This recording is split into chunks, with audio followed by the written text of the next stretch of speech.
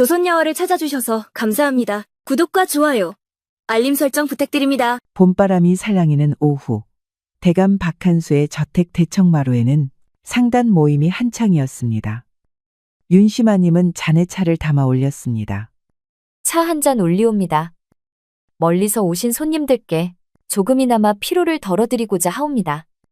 고맙소. 잘 마시겠소. 윤심아님의 시아버지인 박한수 대감은 그 광경을 흐뭇하게 바라보았습니다. 상철이는 재빠르게 소매로 흘러넘친 차를 닦아내며 윤심아님에게 눈짓을 보냈지요. 그 순간 윤심아님의 뺨이 살짝 붉어졌습니다. 모임이 끝나고 상철이가 떠난 후 윤심아님은 그가 앉았던 자리에 놓인 작은 부채를 발견했습니다. 펼쳐보니 꽃은 피어도 말이 없고 마음은 움직여도 자취가 없다는 시구가 적혀 있었지요. 윤심아님의 입가에 미소가 번졌습니다. 밤이 깊어 모두가 잠든 시각, 윤심아님은 잠을 이루지 못하고 정원을 거닐었습니다. 그녀의 손에는 오늘 발견한 부채가 들려 있었지요. 달빛 아래 매화꽃 향기가 은은히 퍼져 있었습니다. 어찌 이리 가슴이 두근거리는지? 과부가 이런 감정을 품는 것이 옳은 걸까? 그때 담장 근처에서 인기척이 들렸습니다. 윤심아님은 급히 매화나무 그림자 속으로 몸을 숨겼지요. 담장 너머로 상인 상철이의 모습이 보였습니다. 그는 주위를 살핀 후 종이 한 장을 꺼내 읽고 있었습니다. 상철이의 얼굴이 달빛에 드러나며 긴장된 표정이 역력했습니다. 그는 읽던 편지를 다짜고짜 불에 태워버렸습니다. 윤심아님은 너무 가까이 다가서다 발을 헛디뎌 작은 나뭇가지를 밟았습니다. 바스락 소리에 강상철이 날카롭게 주변을 살폈지요. 누구요? 거긴 누가 있소? 윤심아님은 숨을 죽였으나 달빛이 그녀의 흰 소매를 비추었습니다. 상철이의 시선과 마주친 순간 두 사람의 눈빛 속에 당혹감과 긴장이 교차했지요. 마님, 이런 밤에 어찌 여기 계시옵니까? 잠을 이루지 못해 거닐다가 그대는 어인일로 이 시각에. 저 또한 고민이 깊어 이리저리 밤 산책을 하다가 오게 되었습니다. 밤이 늦었으니 다시 가보겠습니다. 상철이는 급히 남은 재를 발로 밟아 흩뜨렸습니다. 그리고 어물쩍 인사를 하고 서둘러 사라졌지요. 윤심아님은 그가 떠난 자리에 다가가 남은 종이 조각을 주었습니다. 그곳에는 위험이라는 글자만이 선명했지요. 며칠 후 저녁, 윤심아님은 저택 뒤편을 지나다 이상한 신음소리를 들었습니다. 그녀는 조심스레 창고 쪽으로 발걸음을 옮겼지요. 달빛이 희미하게 비치는 가운데 쓰러진 사람의 형체가 보였습니다. 누구시옵니까? 괜찮으신지요? 가까이 다가가니 상철이가 피를 흘린 채 쓰러져 있었습니다. 그의 옷은 찢어졌고 얼굴에는 멍이 들어 있었지요. 윤심아님은 급히 무릎을 꿇고 그의 상태를 살폈습니다. 이런, 어찌 일이 되셨습니까? 누가 이런 짓을? 마님 위험합니다. 못 본 척하고 가십시오. 윤심아님은 소매를 걷어붙이고 상철이의 상처를 살폈습니다. 그녀는 급히 비단 치마의 끝자락을 찢어 상처를 동염했지요. 하지만 혼자서는 그를 옮길 수 없었습니다. 잠시만 기다리십시오. 사람을 데려오겠습니다. 윤심아님은 서둘러 하녀를 불렀습니다. 하녀 분이는 어릴 적부터 윤심아님을 모셔온 똘똘한 아이였습니다. 마님, 부르셨사옵니까? 분이야, 누구에게도 말하지 말고 나를 도와 이 상인을 별채로 옮기자. 아무도 모르게 해야 한다. 하지만 마님, 함부로 남자를 별채에 모시면 어찌 되옵니까? 사람이 죽어가는데 체면을 논할 때냐. 어서 도와주렴.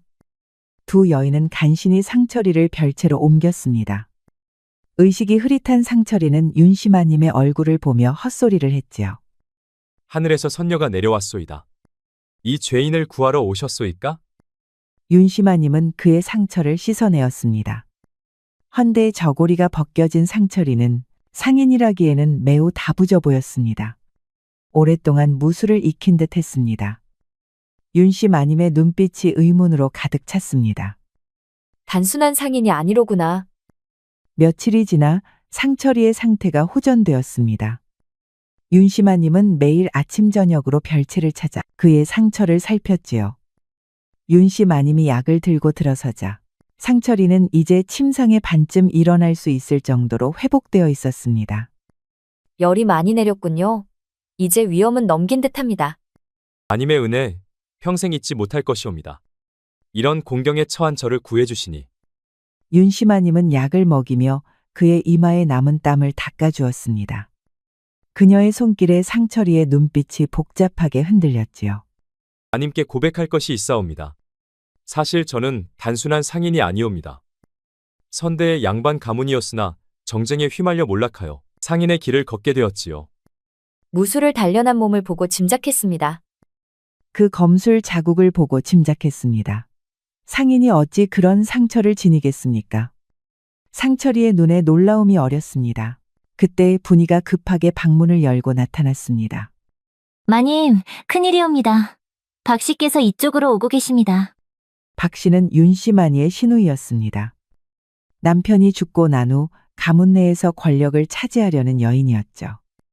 어서 이불로 가리고 아무 소리도 내지 마세요. 그 순간 박 씨가 문을 열고 들어섰습니다. 그녀의 날카로운 눈빛이 방 안을 훑었지요. 아우님, 요즘 별채에 자주 오신다고 하여 무슨 일인가 싶어 찾아왔습니다. 마님께서 병든 고양이를 치료하고 계십니다. 아주 예민한 놈이라 사람 눈에 띄면 병이 더 심해진다 하여 조용히 돌보고 계시지요. 윤씨마님은 안도의 한숨을 내쉬었습니다. 박 씨는 의심스러운 눈길로 방을 한 번 더 살피고는 돌아갔지요.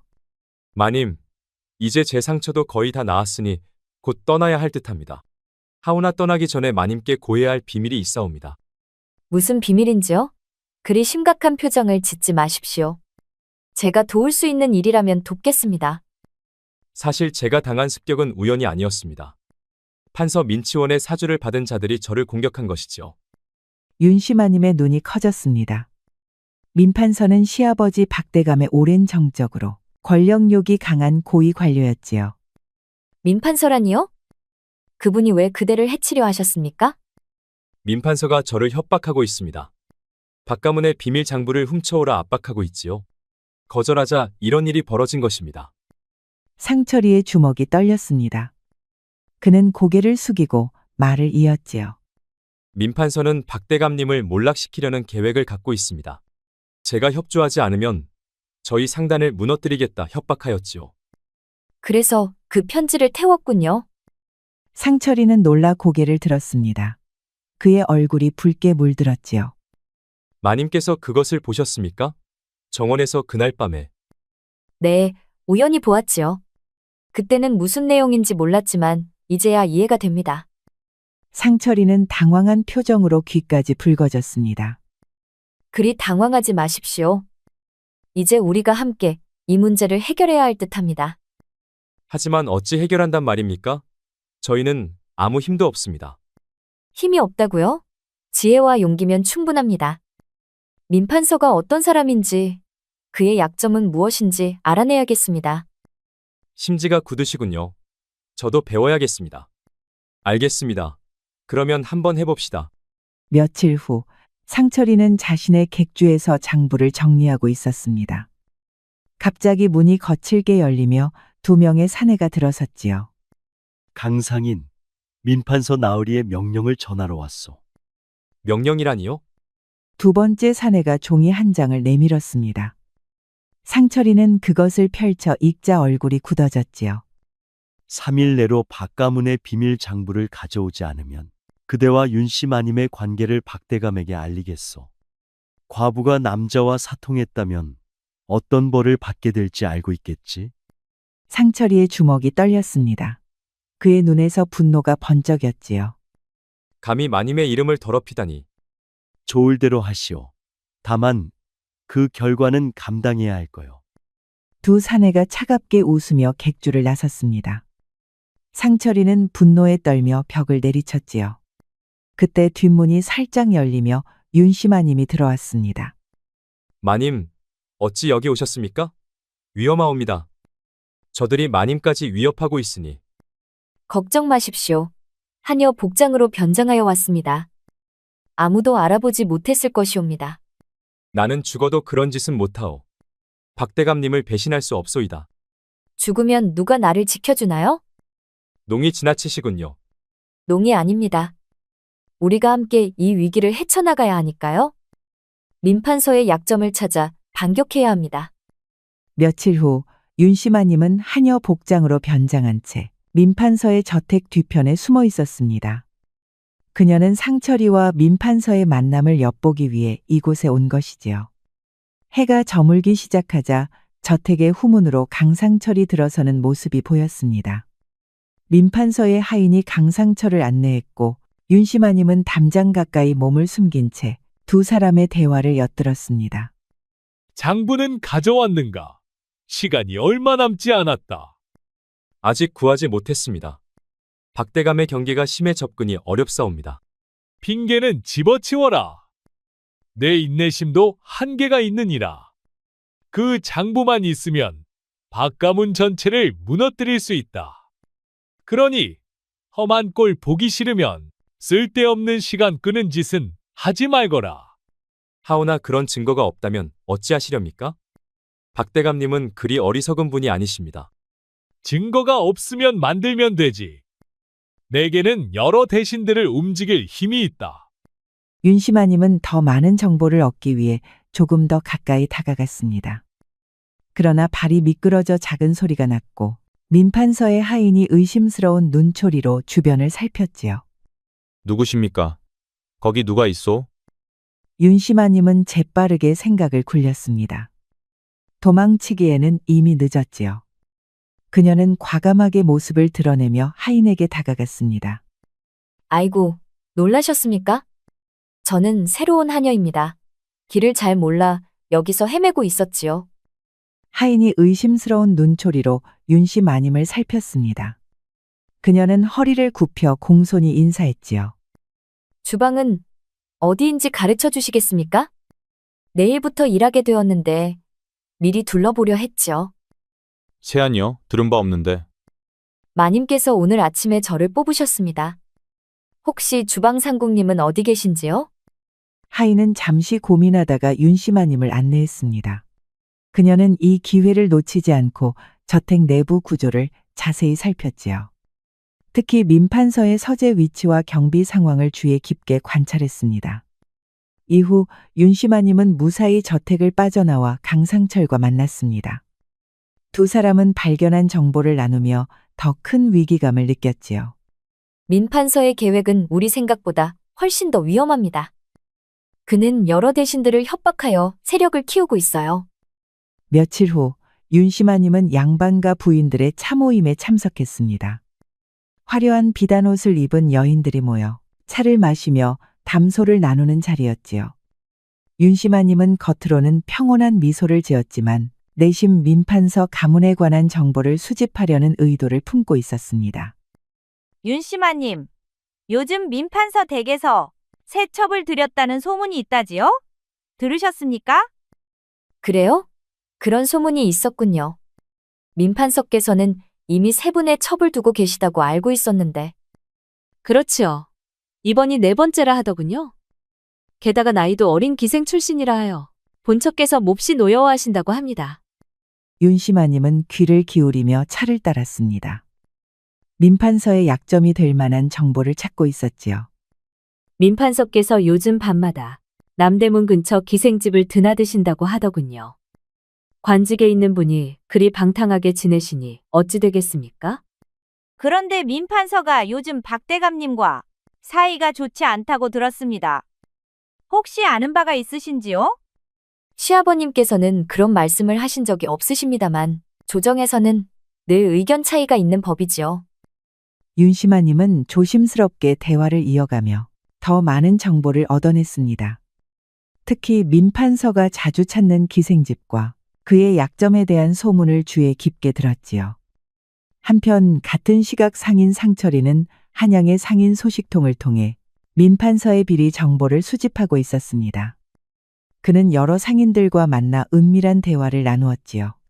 저녁이 되어 윤씨마님과 강상철이 비밀리에 만났습니다. 두 사람은 각자 수집한 정보를 교환했지요. 민판서가 여러 상인들에게 뇌물을 요구하고 있다는 증언을 확보했습니다. 또한 그가 조정의 여러 대신들에게 협박 편지를 보낸 정황도 있죠. 저는 그가 남대문 근처 청월로라는 기생집을 자주 찾는다는 정보를 얻었습니다. 또한 그의 세첩이 기생 출신이라 본부인이 몹시 노여워한다고 하지요. 다음 날 저녁, 윤씨마님의 별채에 4사람이 모였습니다. 윤씨마님과 강상철, 그리고 분이와 강상철의 오른팔인 조수동이었습니다. 오늘 이렇게 모인 것은 민판서의 음모에 맞서기 위함입니다. 우리 넷이 힘을 합쳐야만 이 위기를 극복할 수 있지요. 마님, 이렇게 신분이 다른 사람들이 한자리에 모이는 것이 발각되면 큰일이옵니다. 오늘만큼은 모두가 평등하다. 신분의 높고 낮음을 따질 때가 아니지. 마님의 말씀이 옳소이다. 지금은 모두가 한마음이 되어야 할 때요. 제가 무술은 자신 있으나 머리 쓰는 것은 영젠병임나디요. 도움이 될지 모르겠습니다. 동희 씨, 당신의 힘과 충성심이 우리에게 큰 도움이 될 것입니다. 분이의 지혜와 함께라면 더욱 그렇지요. 윤씨마님의 말에 동희가 얼굴을 붉혔습니다. 그는 분이를 슬쩍 바라보았고 분이 역시 수줍은 미소를 지었지요. 자, 이제 계획을 세워봅시다. 우리가 알아낸 바로는 민판서가 여러 대신들을 협박한 증거가 있다고 합니다. 그 증거를 확보하여 그를 궁지에 몰아넣어야 하지요. 그렇습니다. 계획의 핵심은 3단계로 나눌 수 있겠습니다. 첫째, 분이가 민판서 저택의 하녀로 위장하여 내부 정보를 수집합니다. 제가요. 그렇게 할 수 있을지 모르겠습니다만, 마님을 위해 기꺼이 하겠습니다. 둘째, 강 씨와 동희는 민판서의 비리 증거를 확보합니다. 셋째, 우리는 그 증거를 이용해 민판서를 궁지에 몰아넣지요. 4사람은 밤늦도록 세부 계획을 논의했습니다. 모두의 안전이 가장 중요합니다. 위험하다 싶으면 즉시 물러나야 합니다. 아무리 중요한 계획이라도 여러분의 목숨보다 귀한 것은 없으니까요. 며칠 후 분이는 새로운 하녀로 민판서의 저택에 들어갔습니다. 그리고 저택의 여러 하녀들 사이에 섞여 일하며 주변 상황을 살폈습니다. 너는 새로 온 하녀지? 이름이 뭐라고 했더라? 네, 분이라고 합니다. 열심히 일하겠습니다. 그래, 오늘은 민판서님 서재를 청소하게. 하지만 조심해야 해. 물건에 손대지 말고 먼지만 털고 나오는 거야. 첫날부터 서재에 들어갈 기회를 얻은 것이지요. 분이는 침착하게 고개를 숙였습니다.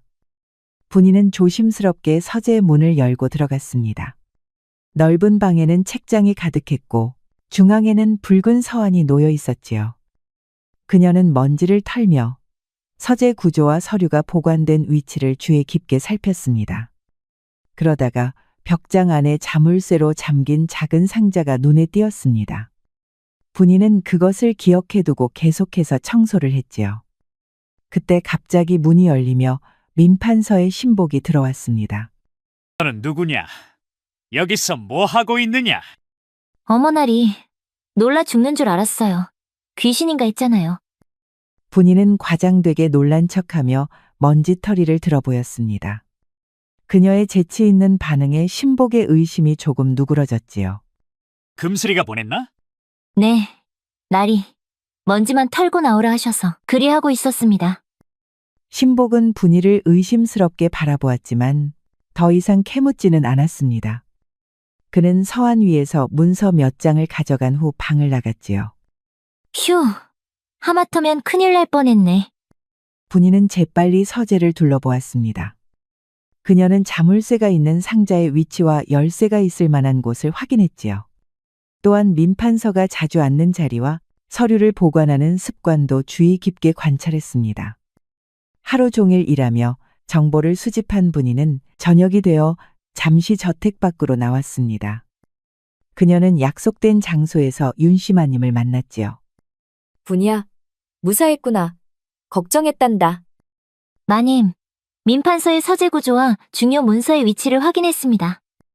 자물쇠로 잠긴 상자가 있는데 그곳에 중요한 증거가 있을 것 같습니다. 잘했다 분이야. 하지만 너무 위험한 일은 하지 말 거라. 알았지? 네, 마님. 내일은 민판서의 일정과 습관을 더 자세히 알아보겠습니다. 언제 외출하는지, 언제 서재에 있는지 파악해야 할 것 같습니다. 윤심아님은 분이의 정보를 듣고 고개를 끄덕였습니다. 이제 다음 단계 계획을 준비할 수 있게 된 것이지요. 이 정보를 강 씨에게 전달하마. 조만간 그와 동희가 행동에 나설 것이다. 며칠 후 달이 구름에 가려진 깊은 밤, 상철이와 동희는 민판서 저택 담장 밖에서 잠입 준비를 하고 있었습니다. 두 사람은 검은 옷으로 몸을 가리고 얼굴에도 검은 천을 둘렀지요. 분이가 알려준 대로 서재는 동쪽 건물 둘째 방이다. 민판서는 오늘 밤 궁에서 열리는 연회에 참석했으니 자정전에는 돌아오지 않을 것이다. 제가 먼저 담을 넘어 상황을 살피겠습니다. 안전하면 신호를 보내겠습니다. 동희는 날렵하게 담을 넘었습니다. 잠시 후 작은 부엉이 소리가 들렸고 상철이도 담을 넘었지요. 두 사람은 그림자처럼 움직이며 저택 안으로 침입했습니다. 정원을 지나 동쪽 건물에 도착한 두 사람은 주변을 살폈습니다. 하인들이 모두 잠에 든 것 같았습니다. 상철이는 분이가 알려준 대로 창문을 통해 서재로 들어갔습니다. 동희, 너는 밖에서 경계를 서거라. 누가 오면 즉시 신호를 보내라. 부디 조심하십시오. 상철이는 작은 등불을 켜고 서재 안을 살폈습니다. 분이가 설명한 대로 벽장 안에 자물쇠로 잠긴 상자가 있었지요. 그는 준비해온 도구로 자물쇠를 따기 시작했습니다. 자물쇠가 열리고 상자 안에서 여러 문서를 발견한 상철이는 빠르게 내용을 확인했습니다. 그 안에는 민 판서가 여러 대신들을 협박한 서찰 사본과 뇌물 거래 장부가 있었지요. 이것이었군. 이 증거만 있으면 민 판서를 궁지에 몰 수 있을 것이다. 빠르게 필요한 정보를 습득한 상철이는 바깥에 경계를 서고 있는 동희와 함께 집을 빠져나와야 했습니다. 상철이와 동희는 경비병의 시선이 다른 곳으로 향하자 재빨리 담을 넘었습니다. 그리고 이들은 무사히 저택에서 빠져나와 윤심아님이 기다리는 안전한 장소로 향했지요. 두 분 다치지 않으셨습니까? 증거는 찾으셨나요? 중요한 증거를 확보했습니다. 이것으로 민판서를 궁지에 몰 수 있을 것입니다. 윤심아님은 안도의 한숨을 내쉬었습니다. 계획이 아주 순조롭게 진행되었습니다. 남대문 근처 청월로라는 기생집은 화려한 손님들로 북적였습니다. 분이는 윤심아님의 계획에 따라 먼 지방 양반가의 교수로 변장하고 있었지요. 그녀는 비단 치마와 화려한 놀이개로 단장하고 머리는 고상하게 올린 채 조용히 앉아 있었습니다. 오늘 특별한 손님이 오셨습니다. 멀리 전라도에서 오신 이씨 가문의 교수님이십니다. 친척을 만나러 한양에 오셨다 하지요. 분이는 긴장한 채 고개를 숙였습니다. 그녀는 양반가 교수의 행동을 흉내내려 노력했지만 손끝이 떨리고 있었지요. 그때 민판서가 기생집에 들어섰습니다. 오늘은 어떤 재미난 일이 있겠나? 요즘 따분해서 견딜 수가 없구나.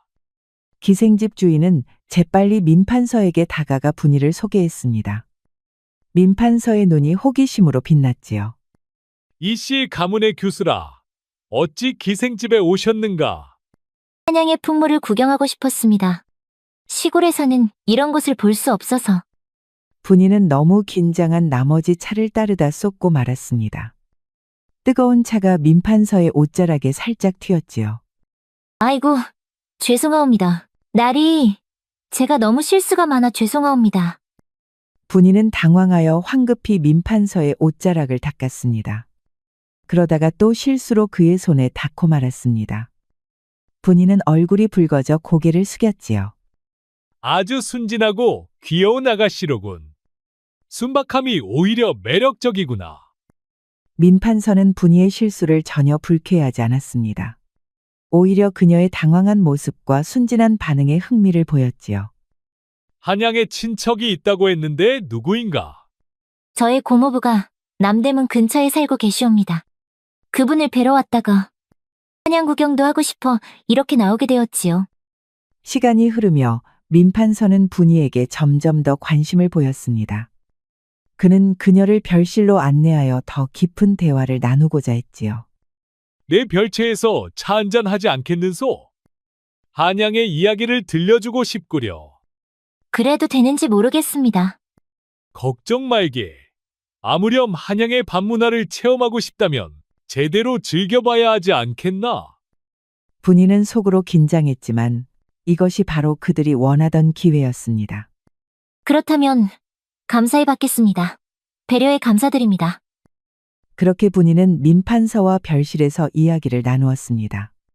민판서는 그런 분이를 어떻게 한번 해보려고 수작질을 부렸지만 다행히 미리 준비해둔 술에 금방 취해버려서 무사히 빠져나올 수 있었습니다. 분이는 민판서로부터 얻은 중요한 정보를 윤씨마님에게 전달했습니다. 그녀는 민판서의 일상과 약점, 그리고 가장 두려워하는 것이 무엇인지 알아냈지요. 분이야, 정말 대단하구나. 네가 얻은 정보로 계획이 완벽해졌다. 다음 날 저녁, 윤씨마님의 별채에 4사람이 다시 모였습니다. 작전의 성공을 자축하는 분위기였지요. 작은 상에는 술과 안주가 놓여 있었습니다. 여러분 모두 정말 수고하셨습니다. 특히 분이 네가 보여준 용기와 지혜는 놀라웠다. 윤씨마님은 품에서 아름다운 놀이개를 꺼내 분이에게 건넸습니다. 분이의 눈에 감동의 빛이 어렸지요. 마님, 이런 귀한 것을 저에게 주시다니. 감사합니다. 동희도 큰 공을 세웠소. 내 상단에서 그대의 지위를 높여주겠소. 동희는 쑥스러운 듯 고개를 숙였습니다. 그의 눈빛에 기쁨이 어렸지요. 윤씨마님도 격식을 잊고 함께 웃었습니다.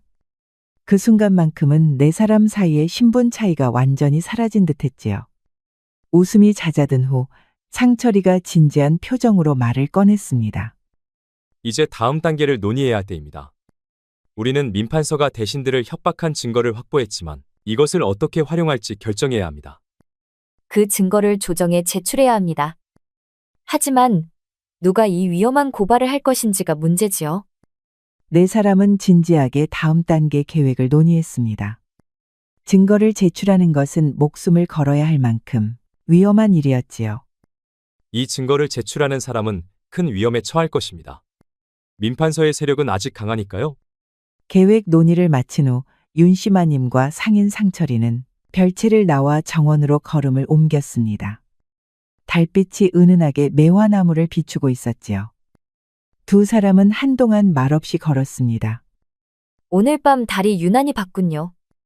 마치 우리의 마음을 비추는 듯합니다. 그렇습니다.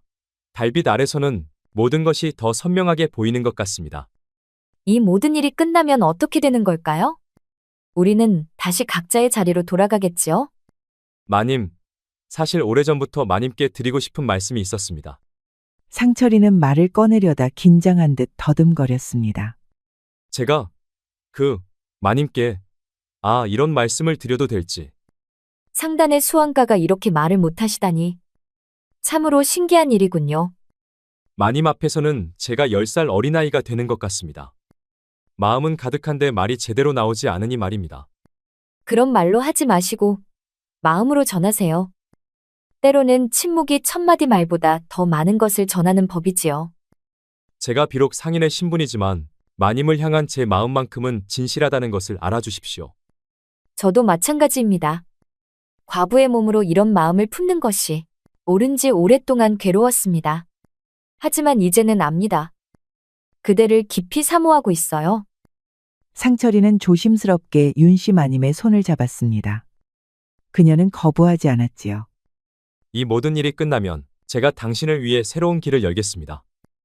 그 길이 어떤 모습일지 상상하면 두렵기도 하고 설레기도 합니다. 하지만 당신과 함께라면 어떤 길도 걸을 수 있을 것 같습니다. 2사람은 짧지만 애틋한 포옹을 나누었습니다. 다음 날 아침, 윤씨마님은 별채에서 차를 마시며 전날 밤의 일을 떠올리고 있었습니다. 그녀의 입가에 미소가 번졌지요. 그때 갑자기 문이 거칠게 열리며 박씨가 들어섰습니다. 그녀의 눈빛은 날카로웠고 입술은 꽉 다물려 있었습니다. 아우님 드릴 말씀이 있어 찾아왔습니다. 언니, 이렇게 아침부터 무슨 일이신지요? 박 씨는 윤씨 마님 앞에 다가와 단호하게 섰습니다. 그녀의 목소리에 분노가 묻어났지요. 어젯밤 정원에서 있었던 일에 대해 설명해 주시겠습니까? 윤씨 마님의 얼굴이 순간 굳었습니다. 그녀는 침착함을 유지하려 노력했지요. 무슨 말씀이신지 모르겠습니다. 어젯밤 저는 일찍 잠들었습니다. 거짓말 마세요. 제 눈으로 직접 보았습니다. 아우님과 그 상인이 정원에서 친밀하게 대화하는 모습을, 심지어 포옹까지. 윤씨 마님의 손이 미세하게 떨렸습니다. 그녀는 차분한 목소리를 유지하려 애썼지요. 잘못 보신 것 같네요. 다른 사람 아닐까요? 분명히 보았습니다. 과부의 몸으로 외간 남자와 그런 행동을 하다니. 당장 아버님께 이 사실을 알려야겠습니다. 윤씨 마님은 박 씨의 눈을 똑바로 바라보았습니다. 그녀의 목소리는 조용했지만 단호했지요. 언니, 그렇게 하시기 전에 잠시 생각해 보세요. 이 일이 알려지면 우리 가문에 어떤 영향을 미칠지. 그건 아우님이 생각했어야 할 문제입니다. 가문의 명예를 더럽히는 행동을 하면서 어찌 그런 말을 할 수 있습니까? 그러면 뜻대로 하시죠. 하지만 아버님께서 충격받으실 테니 제가 먼저 말씀드리겠습니다. 제 입으로 모든 것을 설명하는 것이 도리라고 생각합니다. 아우님이 직접 말씀드린다고요? 정말 그러실 건가요? 네, 제가 직접 말씀드리겠습니다. 오늘 저녁 아버님을 찾아뵙겠습니다. 그때까지만 시간을 주십시오. 좋습니다. 하지만 오늘 저녁까지만 기다리겠습니다. 그때까지 아우님이 말씀드리지 않으시면 제가 직접 아버님께 알리겠습니다. 박 씨가 떠난 후 윤씨 마님은 의자에 힘없이 주저앉았습니다. 그녀의 얼굴에 깊은 불안감이 드리워졌지요. 이제 계획은 더욱 시급해졌습니다. 민판서에 맞서는 일도 중요했지만 박대감에게 모든 것이 알려지기 전에 행동해야 했습니다. 윤씨 마님은 서둘러 상철이에게 사람을 보냈습니다. 그들은 더 빨리 움직여야 했지요. 시간이 얼마 남지 않았습니다. 이제 돌이킬 수 없는 강을 건너게 되었구나. 어떤 결과가 오더라도 후회는 없을 것이다. 같은 날 저녁, 박대감은 서재에서 공문서를 검토하고 있었습니다. 그의 얼굴에는 피로한 기색이 역력했지요. 갑자기 하인이 들어와 급한 목소리로 알렸습니다. 대감날이 민판서께서 급히 찾아오셨습니다. 중요한 말씀이 있다 하십니다. 이 시간에 민판서가 들어오시라 하거라. 민판서가 서재로 들어섰습니다. 그의 얼굴에는 심각한 표정이 깃들어 있었지요. 박대감, 오랜만입니다. 이렇게 늦은 시간에 찾아와 죄송하오나 꼭 전해야 할 중대한 소식이 있어 왔습니다. 무슨 일인지 말해보시오. 참으로 말씀드리기 어려운 일이지만 대감의 며느님이신 윤씨마님과 상인 강상철의 관계에 대해 알려드려야겠습니다.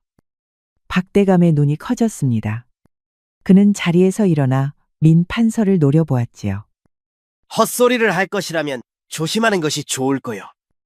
윤씨마님과 강상철이 비밀리에 만나고 있다는 확실한 증거가 있습니다. 더 심각한 것은 두 사람이 공모하여 박가문의 재산을 빼돌리려 한다는 사실입니다. 박대감의 얼굴이 분노로 일그러졌습니다. 그는 탁자를 내리쳤지요. 증거를 대시오. 그런 중대한 주장을 하려면 확실한 증거가 있어야 할 것이오. 민판서는 품에서 편지 몇 장을 꺼내 박대감에게 건넸습니다. 그것은 조작된 편지였지요. 이것은 강상철이 그의 동업자에게 보낸 편지입니다. 박가문의 재산을 어떻게 빼돌릴지 논의하는 내용이 담겨 있습니다. 며느님이 내부 정보를 제공한다는 내용도 있지요. 박대감은 편지를 읽고 충격에 빠졌습니다. 그는 즉시 하인을 불러 윤씨 마님을 불러오라 명령했지요. 잠시 후 윤씨 마님이 서재로 들어왔습니다. 그녀는 민판서의 모습을 보고 상황을 직감했지요. 너와 강상철 사이에 무슨 일이 있었는지 솔직히 말하거라. 아버님, 강상철과 저 사이에 특별한 감정이 있다는 것은 인정합니다. 하지만 가문의 재산을 빼돌리려 했다는 것은 완전한 거짓입니다. 이는 모두 민판서의 모함입니다. 어찌 그런 말씀을? 증거가 여기 있지 않습니까? 박대감은 분노로 떨리는 목소리로 명령했습니다.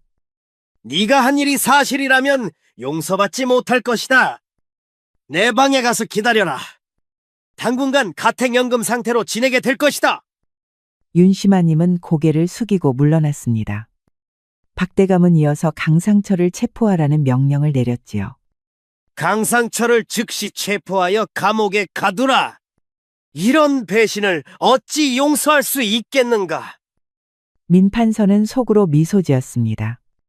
그의 계획대로 박대감의 분노를 이용해 윤심아님과 강상철을 제거하고 박대감의 정치적 입지까지 무너뜨릴 준비가 되었던 것이지요.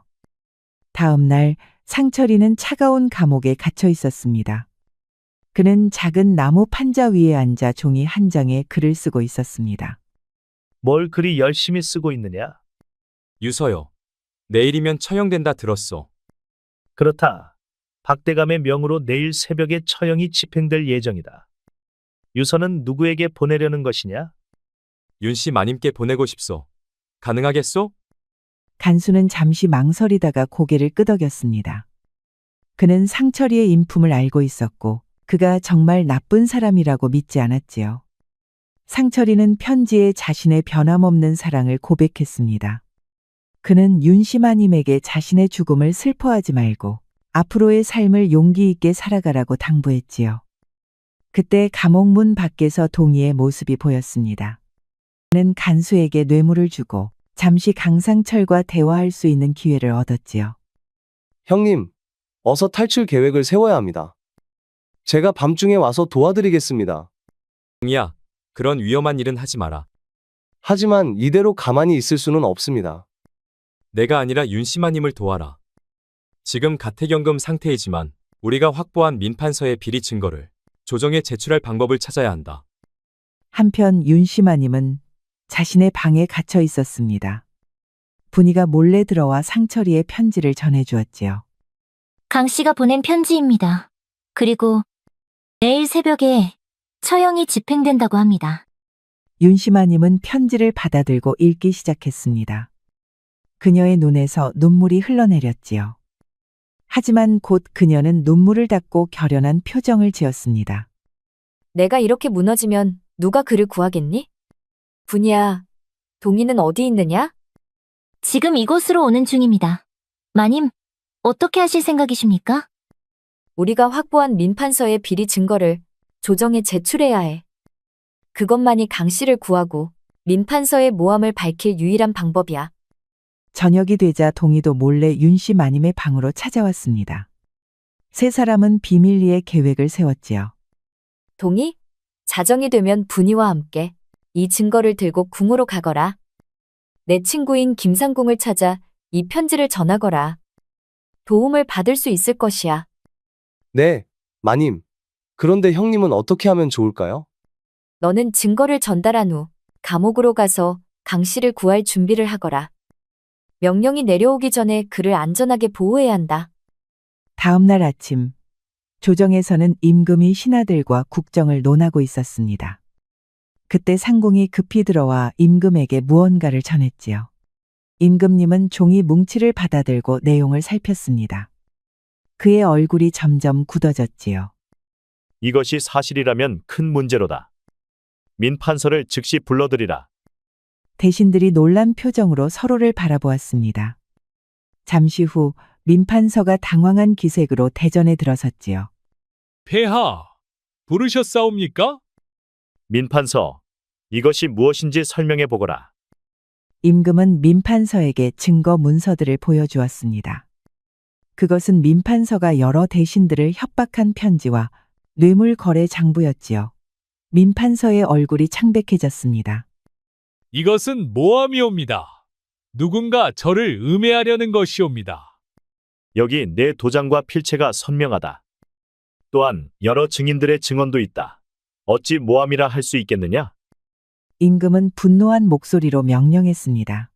그의 눈빛에 단호함이 깃들었지요.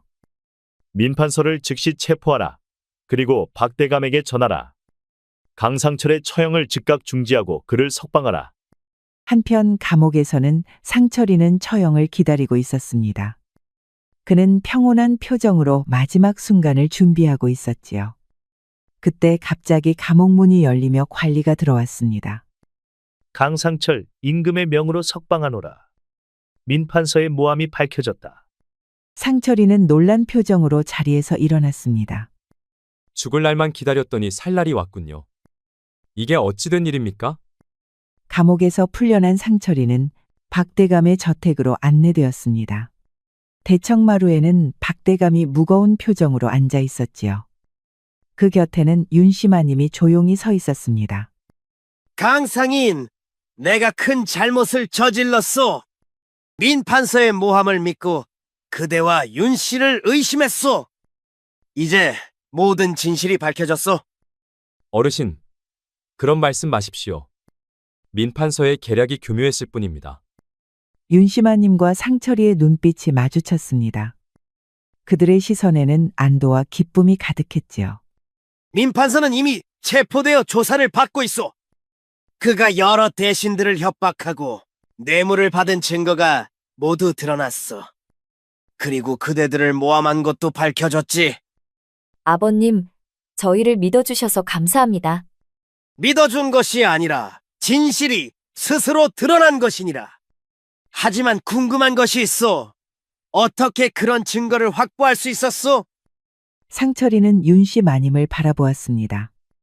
그녀가 고개를 끄덕이자 그는 모든 과정을 박대감에게 설명했지요. 분이와 동의의 활약, 그리고 윤씨마님의 지혜로운 계획까지. 박대감은 깊은 감동을 받은 듯 고개를 끄덕였습니다. 그의 눈에 존경의 빛이 어렸지요. 그대들의 용기와 지혜에 감탄하오. 특히 며느라, 네가 그런 지혜와 결단력을 가졌다니 놀랍구나. 모두 함께 힘을 모았기에 가능했습니다. 박대감은 잠시 생각에 잠겼다가 결심한 듯 말했습니다. 이제 우리는 새로운 시작을 해야 할 것 같구나. 그대들과 함께 이야기할 것이 있어. 같은 날 저녁, 박대감은 서재의 윤씨마님과 상철이를 불러 마주 앉았습니다. 오늘 나는 많은 것을 깨달았어. 내 판단의 오류를 인정하고 사과하오. 특히 그대들의 충성심과 지혜에 감탄하지 않을 수 없소. 아버님, 그런 말씀 마십시오. 저희가 비밀리에 행동한 것은 가문을 보호하기 위함이었습니다. 그것이 바로 내가 감탄하는 점이다. 자신의 위험을 무릅쓰고 가문을 지키려 했으니 말이다. 박대감은 상철이를 바라보았습니다. 그의 눈빛이 진지했지요. 강상인, 그대의 충성심과 능력을 높이 평가하오. 하여, 이제부터 우리 가문의 재산을 맡아줄 것을 요청하겠소. 대감날이 과분한 제안이옵니다. 제가 그런 중책을 맡아도 되겠습니까? 그대만한 인재가 없소. 더구나 그대는 몰락한 양반 가문 출신이라 들었소. 그대의 지식과 상인으로서의 경험은 우리 가문에 큰 도움이 될 것이오. 박대감은 잠시 말을 멈추고 두 사람을 번갈아 바라보았습니다. 그리고 더욱 놀라운 말을 이어갔지요. 그리고 더 중요한 제안이 있어. 나는 그대를 사이로 인정할 의향이 있어.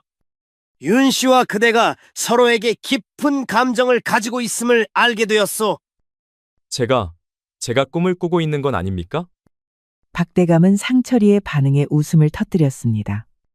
긴장된 분위기가 한결 부드러워졌지요. 윤씨마님의 눈에 눈물이 고였습니다. 그녀는 감격에 찬 목소리로 말했지요. 아버님, 정말 감사합니다. 이런 결정을 내려주시다니. 너는 3년간 과부로 살며 충분히 도리를 다했다. 이제는 네 행복을 찾을 때가 되었다. 상철이와 윤씨마님은 감격에 찬 눈빛을 교환했습니다. 그들의 눈에는 새로운 미래에 대한 희망이 가득했지요. 이듬해 봄, 박대감의 집은 경사스러운 분위기로 가득했습니다. 마당에는 붉은 비단과 꽃으로 장식된 혼례 자리가 마련되어 있었지요. 윤 씨와 강상철의 혼례가 박대감의 주관하에 성대하게 치러졌습니다.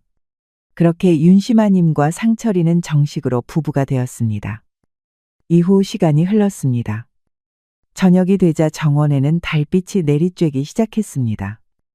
상철이와 윤 씨는 달빛 아래 서로를 바라보았지요. 기억하시오? 우리가 처음 마음을 나눈 것도 이런 달빛 아래였지요. 네. 그때는 이런 날이 올 거라고 상상도 못했습니다.